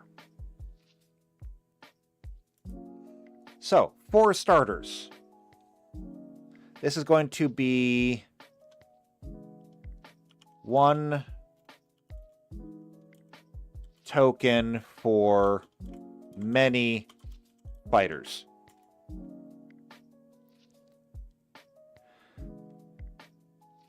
The HP equals 30 times the number of fighters. And it's going to get 1 attack per 30 HP increment. So, what do I mean by that? What do I mean by that? That means that if I sit here and pull my calculator out, I'm going to just say 30 times 12, because that's a whole squadron. 30 times 12 is going to be 360. And so that means that every 30 HP that we lose, we're going to lose 1 attack, or 1 of our attacks. So, at 360, we have 12 attacks. Once we get down to 330, we're down to 11 attacks, and so on and so forth. This should not be hard to keep track. This is basic math. You do not need a calculator for this. And that's really the test, is like, do you need a calculator for your character? If the answer is yes, you're probably doing something wrong. Anyway, though, we're going to go ahead and just do that. You get 1 attack for every 30 HP increment. And a squadron is considered to be facing all directions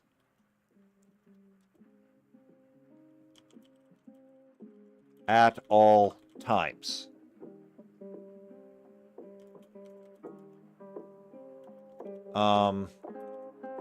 Attacks do not have to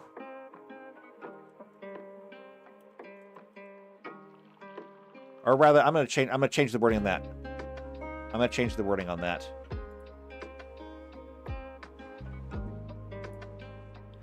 Every attack can choose a new target. There we go. And so that should be all the rules that we really need. It is still going to obey the same rules as every other Star Fury in terms of the armor class, the speed, everything else. The only difference is that we will be able to consolidate all of these tokens into one token and one turn. Now, does that mean that we can break them up? Yes, technically we can. I, as the GM, because it's in my best interest to keep everything moving, I will not be doing that. I need to make sure that the game keeps moving, and as such, it's in my interest to make sure they stay into one single squadron and they remain that way. Now, does that mean that I can't do things with them? No. If I have 2 squadrons that have already been reduced to, say, 50% or less, I can merge them into a single squadron, which is now at full power. I'm losing essentially 1 turn to get 1 better turn.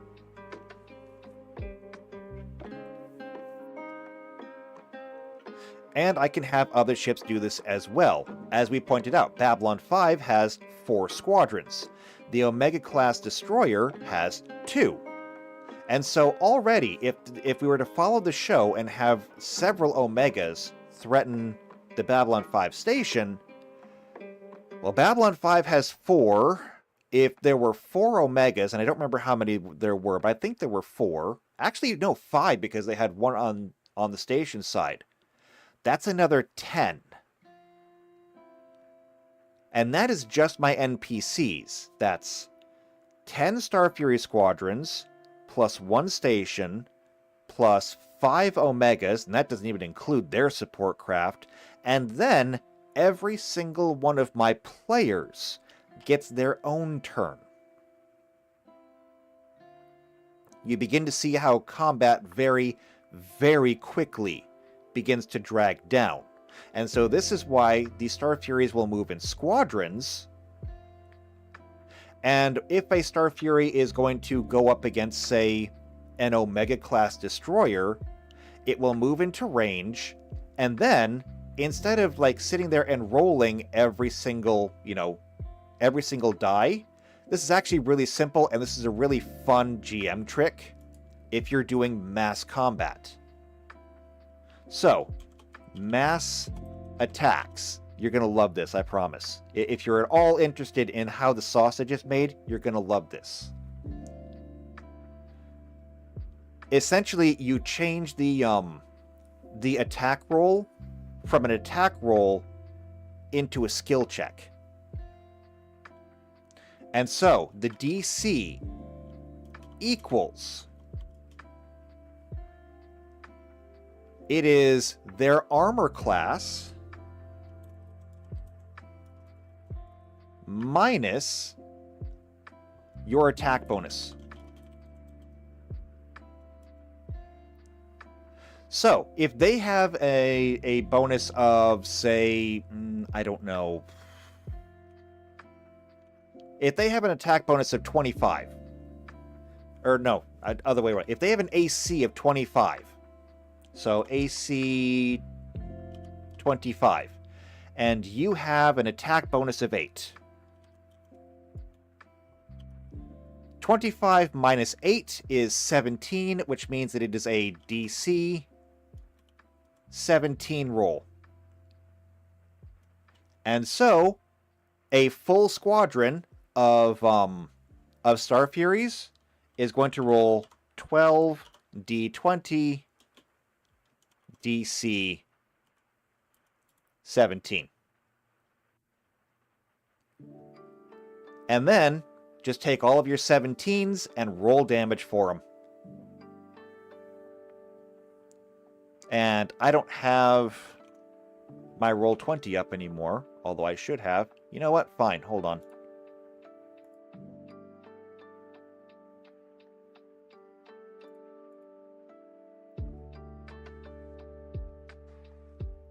See, I knew that I would need this. Naturally, the one time that I accidentally close it is the one time I need it.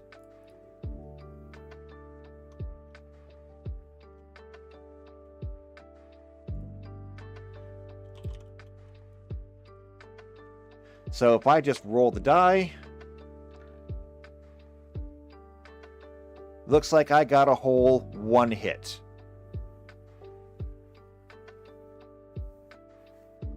But what if I changed it? What if I said it was a DC 12 instead? What if their AC was only 20? If their AC was 20, my attack bonus is 8. That's anything that's 12 up. So that's going to be 1, 2, 3, 4, 5, 6, 7, 8. And if the Star Furies are doing 2d12, 8 times 2 is 16. 16 d12 damage.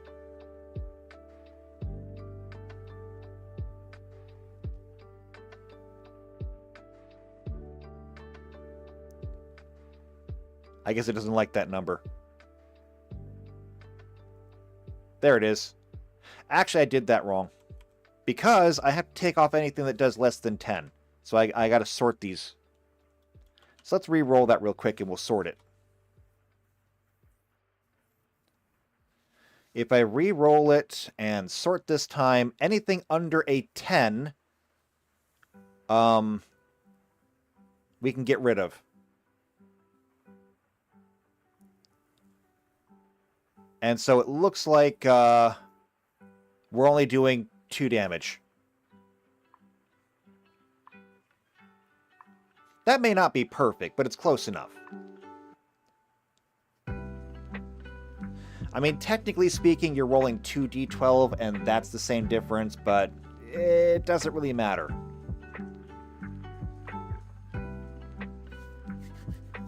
Actually, okay, it does matter a little bit. Technically speaking, like these 6s here, they would still do 2 damage if we put them together, instead of getting discounted entirely.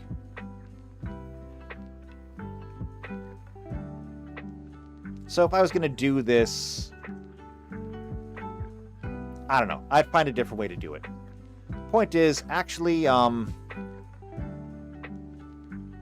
could do this, but I guess it would just be like reducing it by 5 instead, in which case only the 6s would each do 1 damage, 2, 3, 5, 7. So there we go. There's how you do it. Point is, you can roll a whole bunch of dice really easily. And that's what the squadrons are going to be doing. So the squadron gets in range of a target, and it just throws a whole bunch of attack dice at it. And that's what makes them dangerous. Now, here's the interesting part. These guys are basically just going to be rolling regular dice without any bonuses. Okay? Or maybe their bonus will be tied to the tier of the ship. I'm not sure yet. I'll have to think about that one. But remember, this is a squadron.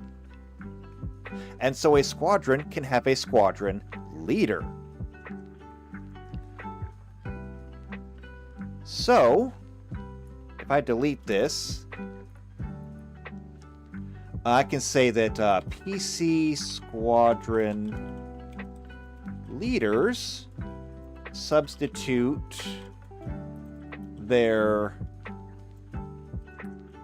attack, or their let's see, they're piloting. Bonus to attack and ACTL. So, if my PCs happen to be leading a squadron, they can actually make it better by giving the squadron their bonus, which is just like an officer would do if we were using the mass combat rules, which is partially where I'm borrowing this from. I'm not making this up out of whole cloth. There is actually a little bit of method to my madness here. So, that should do it for those. And again, I like it. I think that is going to be really good for our Star Fury squadrons. They get launched together as a squadron, they fight as a squadron, we can recombine them however we need to. I could even take all of them and shove them into like one token of 48 Star Furies and just throw them at a single target. It would be overwhelming force. And it should feel like overwhelming force.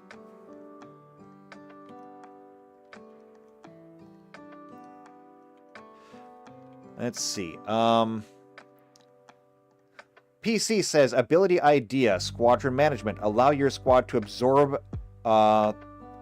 absorb through form up to 2 additional fighters? I'm not exactly sure what you mean by that. And looks like Blizz has to go. Well, Blizz, it was good having you here. Thank you for coming. I hope to see you next time. And until then, take care. And PC says, woohoo, I make things better. I mean, not what I meant, but sure, you take that win. You take the W. Okay, so anyway, I don't have enough time to get onto the next ship. I just don't. But I can go ahead and fill this in, and we can get to work on what the next ones are going to be like. I'm going to need to have some space in between them.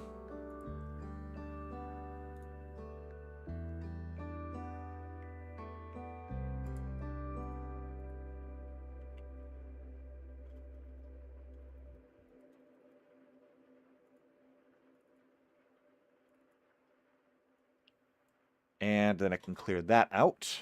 Because we have we're going to have other ships to do. Because now that the Star Furies are done, I could go through and do the Thunderbolts. I don't think there's too much to do for the Thunderbolts, though. The Thunderbolts are going to be basically the same. They're just going to be a slightly different chassis. I should probably still do them, though.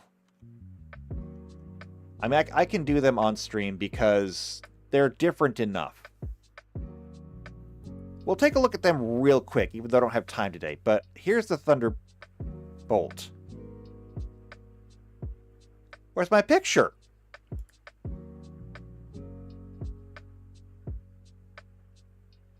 Alright, fine. I guess I don't get a picture. Well, now I'm just disappointed.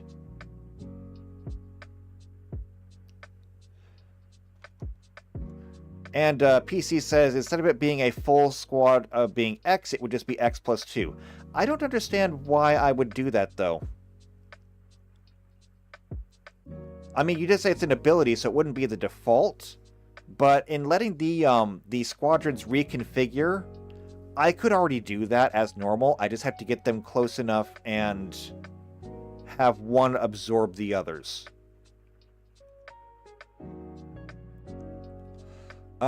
Anyway, though, here we go.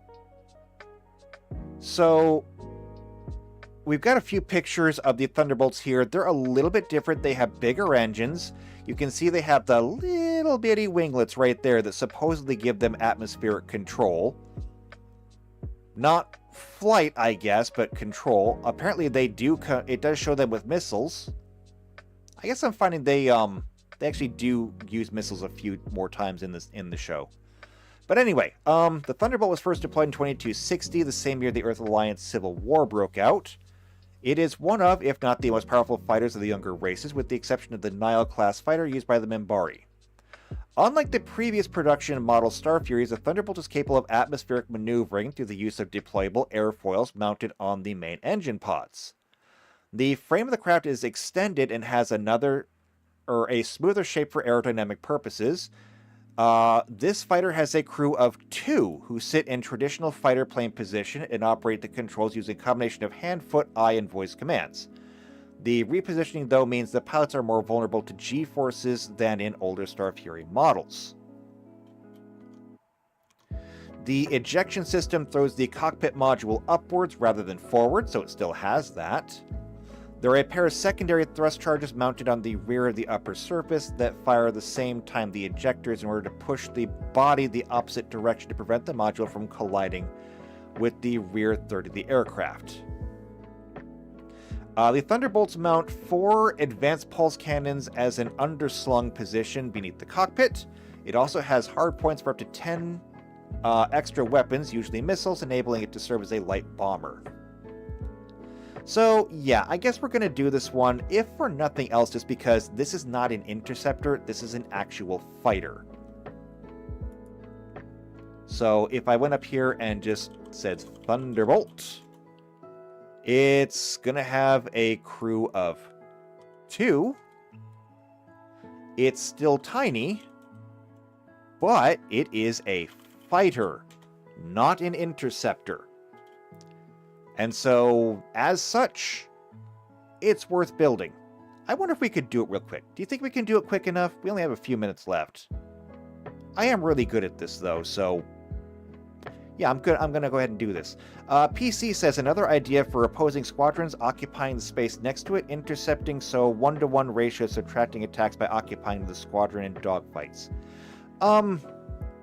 It's not a bad idea, but the thing is that like with the mass attack rule that I just showed off, it's not really necessary, because I can really quickly just determine what is the DC that I need to roll. Okay? And I can have both of them roll the same thing, especially since Star Furies are identical, unless they have somebody leading them. And so I can just roll to see how many attacks actually hit, and then once I see how many attacks actually hit, roll for damage, subtract the damage from both squadrons at once, and that tells me how many Star Furies were lost. It sounds complicated, but in reality, once you've figured out the numbers for one, you've got them from both, you roll all the dice, and it takes less than a minute. And so we don't need to have any kind of extra rules on that to, and I don't mean it as it sounds, but to complicate things. The idea is to make it as simple as possible, because simple is fast, and we want fast.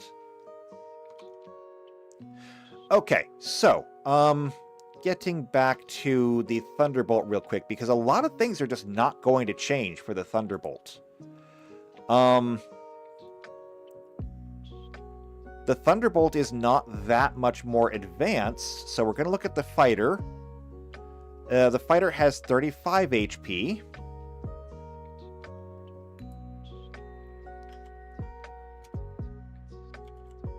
So I can fill those in. It does not have any armor, so that doesn't change. Maneuverability is good. Not perfect, just good. The maneuverability is good, which gives it a +1 pilot bonus, and the turn rate is 1. It is not perfect, which means that the squadrons will not be all facing the same, or will not be facing in all directions. They are facing in one direction. However, we can improve upon this, and I will show you how. The thruster speed can still be the same as the others, so it's a T10. Okay. The armor class is going to be 11. So, say with the target lock. There is no damage threshold, it's not big enough. Critical threshold, though, is 7 instead of 6. So, you know, a little bit tougher. And PC says, Thunderbolt pilot, why do you have a puppet in your computer, or a puppet in your computer and a big 1 painted on your fighter? Because Thunderbolts are go! Okay, in my defense, I never watched the Thunderbolts. I didn't. I'm sorry, I'm just not a puppet person. It was really hard to watch. Okay, it says here that it has a forward mount, or a forward arc with 2 light and then 1 aft. There is nothing about the Thunderbolt that says it has an aft, but that's fine. We can give it one anyway. So 2 forward and 1 aft. And it says that 1 must be a tracking weapon, which is fine. It says that they use missiles. We can give it a missile.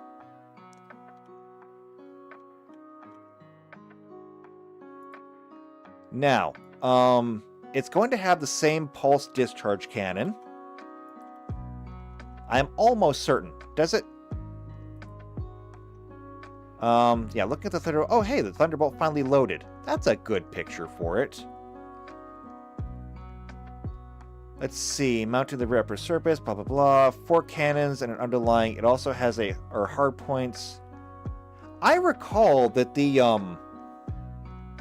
cannons on the Thunderbolt were gimbaled, but maybe I just imagined that. I thought they were, though.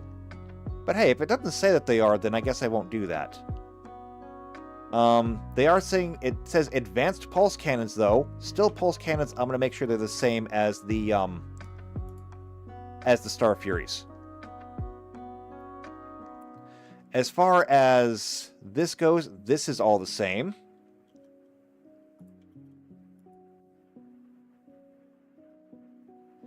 PC says, if I remember right, the Thunderbolts were also capable of atmospheric flight. Yes, we went over that.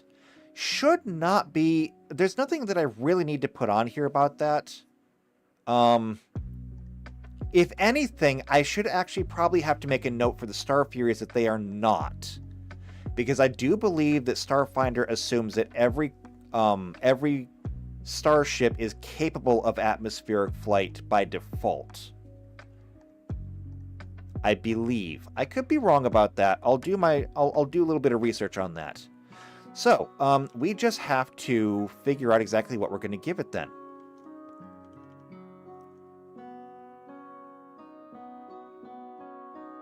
And in this case, you know what? Actually, I'm gonna change the rules a little bit. Okay? According to the fighter, it has these, but I'm not giving it to it. Here's what I'm going to do. I remember that these were on a gimbal, so I'm going to give these the array. Or no, wait, not array. Array is different.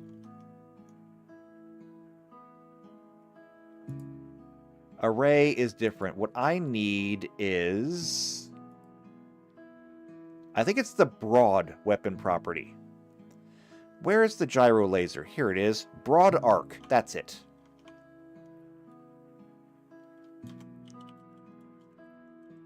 Now, what does that mean? Broad arc is just a weapon property that allows it to shoot sideways.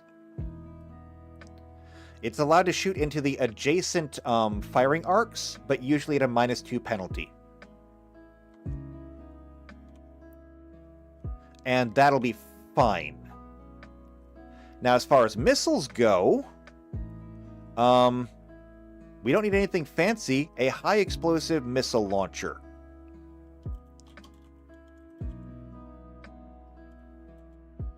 The HE missile launcher is a speed 12 for D8.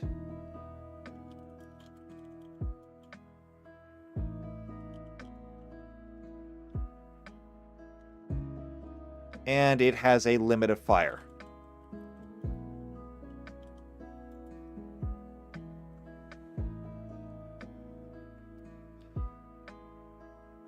And so there we go. I think we got it.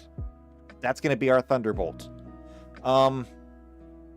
According to this, the fighter has the aft. Like I said, I'm not including the aft just because it's not listed on the actual fighter, and we're building the fighter, or the actual Thunderbolt, not a generic fighter.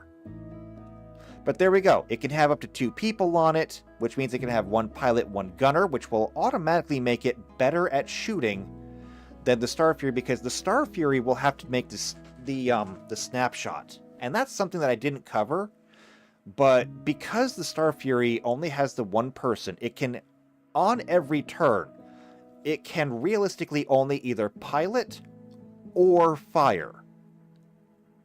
Which means that if it's firing, it has to drift, and if it's piloting, it can only do a snapshot, which means that it gets a penalty to its shots. Which is fine. It's absolutely fine. Because what it lacks in accuracy, it will make up with numbers.